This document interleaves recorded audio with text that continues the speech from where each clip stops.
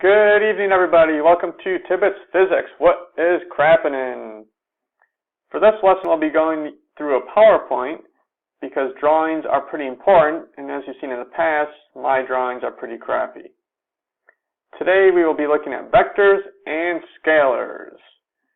Why don't you watch this lesson really quick to introduce what we're doing. Hey.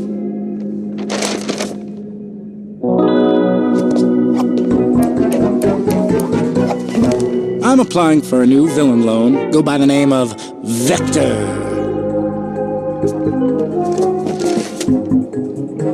It's a mathematical term, a quantity represented by an arrow with both direction and magnitude.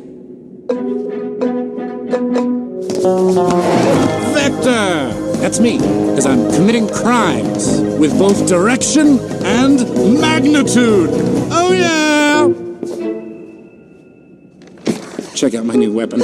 Piranha gun! Oh yes! Fires live piranhas. Ever seen one before? No, you haven't. I invented it. I'm doing a demonstration. Oh! Ow! Gosh, it's so difficult sometimes to get the line back inside. Mr. Brew? Alright, well that video sums it up, so I will see you next time. Just kidding. So let's look at vectors first.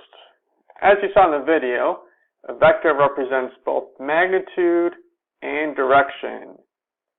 Magnitude is just the value, or numbers it says, and remember we have to have units. And direction, well that's where you're going. So 5 meters east, that's your magnitude, 5 meters.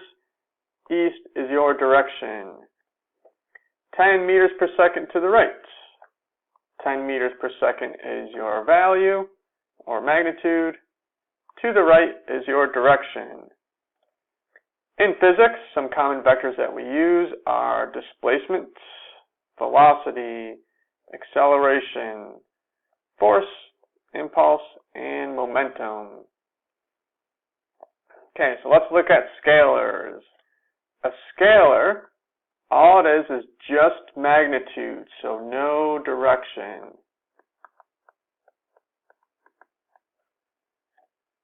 So 10 meters, who cares where we're going? 3 meters per second, who cares what direction we're going? Common scalars in physics: distance, speed, mass, time. And then work, energy, and power. Those are all pretty similar. Okay. So how do we know if we have a vector or a scalar? When we're looking at our formulas, if we're multiplying a vector times a scalar, our answer is going to be a vector quantity. If we have a vector times a vector, our answer will be a scalar quantity. And if we have a scalar times a scalar, our answer will also be a scalar quantity. Representing vectors. So to represent them, we draw lines with arrowheads. There's our line. We call this our tail. And we call the arrowhead the tip. And we could draw these using meter stick to scale. Draw them to scale using meter stick. So let's look at this. Now all of our screens are probably different sizes. But if we measure this from the tail to the tip, this is 5 centimeters long. So if you want to make a scale, we could say 5 centimeters is equal to 10 newtons. So how many centimeters equal, or how many newtons equal 1 centimeter? So we'll divide both sides by 5. And we say 1 centimeter is equal to 2 newtons. So that would be our scale. 1 centimeter is 2 newtons. Okay, drawing vectors. Again, we want to combine our tip and tails. There's our tail, there's our tip. So let's look at this example. We've got the green vector plus the blue vector. When we add them up together, they have to go from tip to tail. So the tip of the green one must connect to the tail of the blue one. So we get this for our picture. There's our tip and tail connected. Now what if they're not on the same plane? What do we do? So this time our blue is going to the right, our green is going up. What we're going to do is shift our blue over so it lines up with the tail of the green one. So we get our blue one, we moved it over, green is still going up. Notice our tips and tails are connected. Okay, in this example, notice the blue one is going towards the left. So if we move the blue over here, we have our tail and tail, and we do not want that. So what we're going to do instead is we'll move our green one to the left, and then we'll have our tip and tail combined of the blue and the green. So let's see what that looks like. Moved our green to the left, tips and tails are combined, and now we have our correct drawing for our vectors. Okay, we also have component vectors. So in physics, we call our one going left and right the x component, or the horizontal. The up and down is the y component, or the vertical. When we combine these,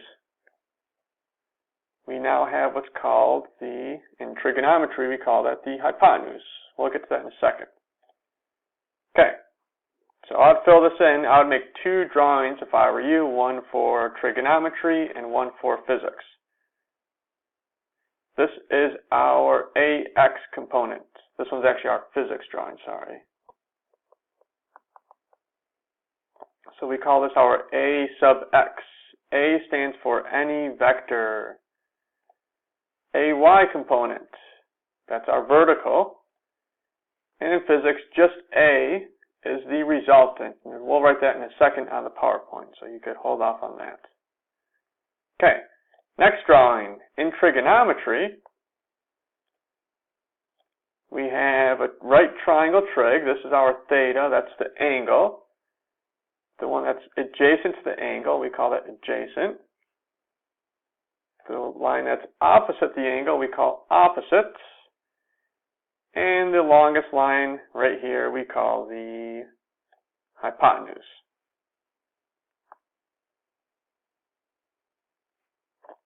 Okay, so now let's just label those again for you.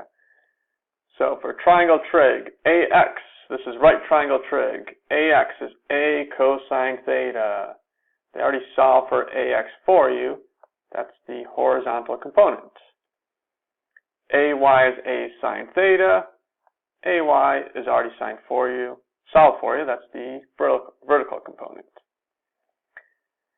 And A is, again, A just stands for any vector quantity. So that could be displacement, velocity, acceleration, force, and so on. Also in right triangle trig, we have Pythagorean's theorem, which says A squared plus B squared equals C squared. In terms of physics, that's AX squared plus AY squared equals A squared. If we want to solve for the resultant or the hypotenuse, we just square root both sides. So A is the square root of AX squared plus AY squared. Okay, fortunately, in our reference table for Regents Physics, on the 5th page, we have a page for geometry and trig. So let's look at our trigonometry. Right triangle trig. They tell us sine, opposite over hypotenuse, cosine, adjacent over hypotenuse, tangent, opposite over adjacent, and Pythagorean's theorem right here. So you do not have to memorize these. They're all in your reference table. Also, on the back side of your reference table, we have AY is A sine theta, and AX is A cosine theta. If we go to the right, A stands for any vector quantity, so they even define it for you. How nice of them. Alright, just to give you a fair warning, my answering machine was stolen yesterday, so I'm sorry for those of you that are getting your calls returned. Until next time, see ya!